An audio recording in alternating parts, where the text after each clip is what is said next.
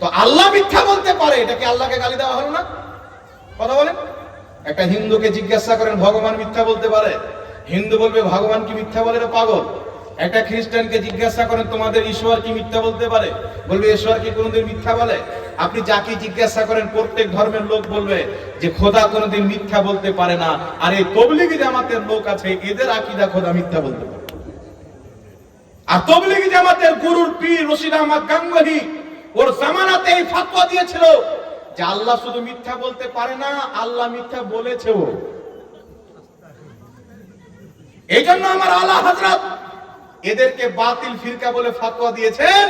তাই এদের আলা হযরতের নাম শুনলে চুলকানি হয়ে যায়। দেখবেন বর্ধমানের দিকে একটা পোল্ট্রি মুরগির সাইজের বক্তা বেরিয়েছে, এই বক্তা আলা হযরতের নাম নিলে এর চুলকানি উঠে যায়। কথা বলছেন না? বলছে আলা তো আল্লাহ, তোমার হুজুর কি করে আলা হয়ে গেল? তো আল্লাহ কোরআন পাকে বলেছেন তোমরাই আলা যদি ঈমান নিয়ে এসো। ঈমানদারকে আল্লাহ আলা বলেছে। আর বেরেলির আহমদ রাজা খোদাকে যখন মিথ্যাবাদী লেখা হচ্ছিল, রাসূলকে মুর্দা লেখা হচ্ছিল, নবীর জ্ঞানকে পশু পাখির সাথে তুলনা দেওয়া হচ্ছিল, আমার আলা হযরত একটা নয় দুটা নয় 1000 চাইতে বেশি কিতাব লিখে হিন্দুস্তানি মুসলমানদের ঈমানকে বাঁচিয়েছে। তাই আরব দেশের উলামায়ে কেরাম বলেছেন সবাই তো হযরত আছে, বেরেলির আহমদ রাজা আলা হযরত ধরে বল সুবহানাল্লাহ। আলা মানে বড় হযরত, বড় হুজুর, এটা বলা যায় কি যায় না বাবা? জোরে। কিন্তু পৃথিবীর মুসলমান দুঃখের বিষয় হচ্ছে আজ কিছু মুসলমান এদের লেভেলকে দেখে মনে করছে এরা তো ভালোই কাজ করছে রে। বহু বিটিকে ছেড়ে 40 দিন চিল্লা করে মসজিদে থেকে দিন প্রচার করছে। বেটা জান্নাত দিন প্রচার করে না, তোমার ঈমান ধ্বংস করছে। এতই যদি দিন প্রচার করা শখ হতো, অমুসলিমদের কাছে আজ পর্যন্ত যায়নি কেন বাবা? খ্রিস্টানের কাছে যায়নি কেন? ইহুদির কাছে যায়নি কেন? নাসারার কাছে যায়নি কেন? কোন হিন্দু ভাইকে গিয়ে কেন বুঝায়নি? এ মুসলমানকে গিয়ে ওর আকীদা খারাপ করাকে দিন মনে করে। এই জন্য শয়তান এখন সিংহাসনে বসে আছে। ওকে বলেন তুই বসে আছিস তো তোর কাজ কে করে? তো বলবে এই মৌলবীদেরকে আমি খেলাফত দিয়েছি যে আমার কাজ তারা চালাই, আমি এখন আরাম করতেছি। এই জন্য বাবা খবরদার থাকতে হবে, খবরদার। আপনার বাপকে কেউ যদি গালি দেয় বা আমার বাপ মাকে কেউ যদি গালি দেয়, আমি তার পিছে চিরদিন নামাজ পড়বো না। একজন ইমাম সাহেব আপনাদেরকে নামাজ পড়ালেন তারাবির 20 রাকাত, নামাজ শেষ করার পরে বলছেন সমাজের লোক আমাকে ক্ষমা করবেন, আমি ভুলে গেছিলাম আমার উযু ছিল না। বলেন নামাজ হবে? এই জোরে বলেন নামাজ হবে?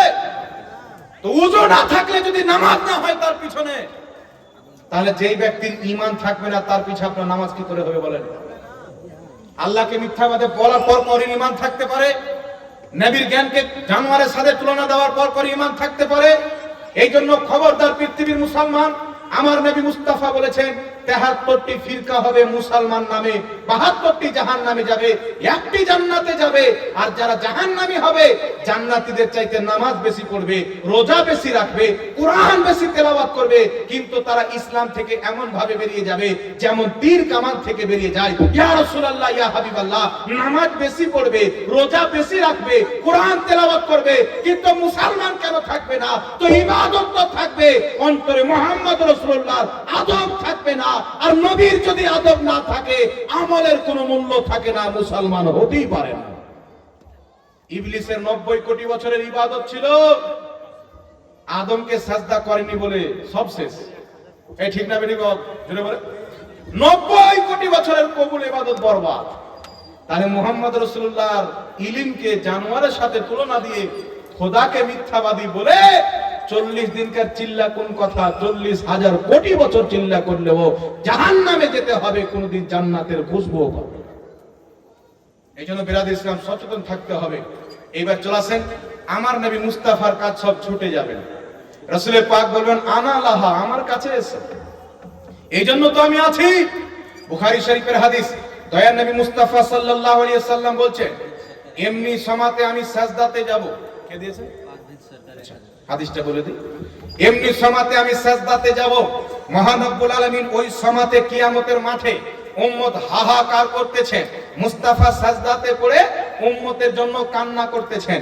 রাসূল পাক বলছেন আল্লাহ আমাকে ওই সময় একটা তাসবিহ শিখাবে, আমি সেই তাসবিহটা পাঠ করব, দীর্ঘ সময় চলে যাবে, আমার নবী উম্মতের জন্য কান্না করবেন। আমার আলা হযরত ছন্দের মাধ্যমে কিয়ামতের নকশা খিঁচতেছেন। কি খিঁচতেছেন? কি খিঁচতেছেন? কি খিঁচতেছেন? বলছেন পেশে হক মুস্তা शफाअत का सुनाते जाएंगे, आप रोते जाएंगे, हमको हंसाते जाएंगे। আমার নবী মুস্তাফা শাফাতে মুস্তা শুনিয়ে যাবেন, আর উনি নিজে কান্না করবেন, আর নিজের পাপী উম্মতকে জান্নাত দিয়ে হাসাবেন। আর জোরে হবে না সুবহানাল্লাহ। রাসূল পাক সাজদাতে আছেন, বাবা প্রত্যেক নবী ঘুরিয়ে দিয়েছেন ইযহাবু ইলা গায়রি, কিয়ামতের ময়দান। আচ্ছা বাবা, এই তাবলীগী জামাত হোক আর যে হোক, এদেরকে জিজ্ঞাসা করিয়েন তো যে তুই গ্যারান্টি দে যে আমাকে জান্নাতে নিয়ে যাবি, দিবে? কথা বলেন। ওর নিজের গ্যারান্টি নাই তো আপনাকে কি গ্যারান্টি দিবে? কিন্তু আমি আপনাকে গ্যারান্টি দিতে পারি যে আপনি নবী মুস্তাফার সচ্চা গোলাম হয়ে যান, কিয়ামতে নবী জান্নাত দিবে, গ্যারান্টি। বুখারীর হাদিস, ইবনে মাজাহর হাদিস, সহিহ মুসলিমের হাদিস। আর শুধু নবী নয়, যারা রাসূলুল্লাহর ইত্তেবা করে নবীর সচ্চা গোলাম হয়ে আল্লাহর ওলি হয়ে যায়, মুস্তাফা বুখারীর হাদিসে বলছেন ইয়াশফা ইয়াউমাল কিয়ামতি, কিয়ামতের ময়দানে শাফাত করবে আল আম্বিয়া, নবীগণ, ওয়াল মুমিনিন, এবং আল্লাহ পাকের ঈমানদার বান্দা ওলিগণ। জোরে বল সুবহানাল্লাহ। তো কিয়ামতের ময়দানে সব তাকিয়ে আছেন, আমার নবী সাজদাতে আছেন। দীর্ঘ সময় চলে যাওয়ার পর আল্লাহ পাক বলছেন ইয়া মুহাম্মদ, হে আমার হাবিব, মাথা তুলো, সাজদা থেকে মাথা তুলো। আল্লাহর নবী মাথা তুলছেন না। আল্লাহ বলছেন মাথা তুলো, কিয়ামতে নবী মাথা তুলছেন না। আল্লাহ পাক বলছেন হাবিব মাথা তুলো, তুমি যা চাইবে আমি তোমাকে তাই দেব। তুমি যার শাফাত চাইবে তাকে বকশে দেওয়া হবে, তুমি যার বকশিশ চাইবে তাকে ক্ষমা করে দেওয়া হবে। এই সময়তে আমার নবী মাথা তুলছেন। পৃথিবীর মুসলমান, এই ওয়াদা আল্লাহ দুনিয়াতে নবীর সঙ্গে করেছেন। আল্লাহ কোরআন পাকে বলছেন, কি বলতেছেন? ওয়ালা সাউফা ইউতিকা রাব্বুকা ফাতারদা, হে নবী অতি শীঘ্রই আমি আপনাকে এত দিব, এত দিব, আপনি রাজি হয়ে যাবেন। কেউ জিজ্ঞাসা করলেন ইয়া রাসূলুল্লাহ, খোদা তো আপনাকে রাজি করবেন, আপনি কত নিলে রাজি হবেন? আমার নবী মুস্তাফা বলেছিলেন এক এক করে আমার সব উম্মত জান্নাতে চলে যাবে, আমি মুস্তাফা রাজি হয়ে যাব। আমার একটা উম্মত যদি জাহান্নামে থাকে আমি রাজি হব না, তবে উম্মত হতে হবে। আর কেউ যদি চুল পরিমাণে নবীর বেয়াদবি করে চিরস্থায়ী জাহান্নামে যাবে, কোনোদিন জান্নাতে যাবে না, কারণ ও মুসলমানই থাকে না। এই জন্য বলতে চাই বাবা, সুন্নি হয়ে বাঁচুন। কেউ যদি আমাকে জিজ্ঞাসা করে হুজুর সুন্নিরা যে জান্নাতি, এটা কি করে বুঝবো? আমি বললাম আমাদের কিতাব পড়ো, আমাদের লেকচার শুনো। আল্লাহর ইজ্জতের জালালের কসম, আমাদের লেকচারের মধ্যে, কিতাবের মধ্যে চুল পরিমাণে কেউ যদি খোদার বেয়াদবি দেখিয়ে দেয়, নবীর বেয়াদবি দেখিয়ে দেয়, ওলিদের বেয়াদবি দেখিয়ে দেয়, আমরা তার গোলামি করতে প্রস্তুত আছি। কিয়ামত পর্যন্ত আমাদের বক্তব্য কিতাব থেকে আল্লাহ রাসূলের গুস্তাখি কেউ বের করতে পারে না। আর তাদের বক্তব্য শুনেন, কেউ বলছেন নবীর মুখে গন্ধ ছিল, কেউ বলছেন নবীর বাপ মা জাহান্নামী, কেউ বলছেন নবী নিজে কিয়ামতে ফেলফেল করে তাকাবে, তো আমাদেরকে কি বাঁচাবে? কেউ বলছেন নবী তার স্ত্রীকে চিনতে পারবে না, কেউ বলছেন নবী ফাতেমাকে চিনতে পারবে না। আরে সুন্নি জান্নাতি এই জন্য যে সুন্নিরা গুস্তাখে রাসূল নয়। জোরে বলুন সুবহানাল্লাহ। আমরা নবীর বেয়াদবি করি না, খোদার বেয়াদবি করি না, এই জন্য সুন্নি জান্নাতি। আর যারা নবীর বেয়াদবি করে, নামাজ যতই পড়ুক, রোজা যত পড়ুক রাখুক, হজ যতই করুক, তাদের ঠিকানা জাহান্নাম হবে। এর কারণ হচ্ছে যে নবীর পিছে নামাজ পড়নেওয়ালা জুলখাইসরা যদি জাহান্নামে যায় নবীর বেয়াদবি করার কারণে, তো আজকাল মৌলবীর পিছে নামাজ পড়ে নবীর বেয়াদবি করলে জান্নাতে যাবে। আর বেয়াদবদের জামাত, তাবলীগী জামাতে, দেওবন্দি জামাতে, আহলে হাদিস জামাতে কেউ যদি যায়, ও মুসলমান থাকবে? ও কি নবীর শাফাত পাবে? এইবার চলে আসেন বিরাদর ইসলাম, আমার নবী মুস্তাফা মাথা তুলছেন, মাথা তুলছেন। চিন্তা করেন, কিয়ামতের ময়দানে প্রত্যেক নবী, আদম থেকে নিয়ে ঈসা পর্যন্ত, প্রত্যেক নবী লাজবাব, সকলেই সম্মানিত।